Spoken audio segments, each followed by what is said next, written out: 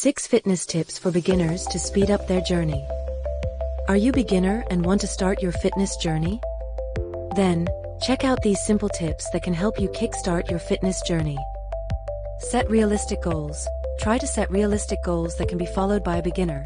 Setting high standards in fitness goals can stress your body and can increase muscle tension. Start slowly.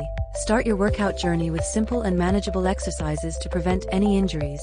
Gradually increase the duration and strictness of exercises. Stay consistent. Make exercise a regular part of your schedule. Consistency is key to seeing progress and developing a lasting habit. Mix it up. Incorporate a variety of exercises to keep your routine interesting and work different muscle groups. You can include cardio, strength training, flexibility exercises, and balance work. Understand your body. Pay attention to how your body feels during and after workouts. Rest if you're feeling pain or excessive fatigue to avoid overtraining and injury. Dietary tips. Proper hydration and nutrition are essential for supporting your fitness goals. Drink plenty of water and consume a balanced diet rich in nutrients. Tips for beginners.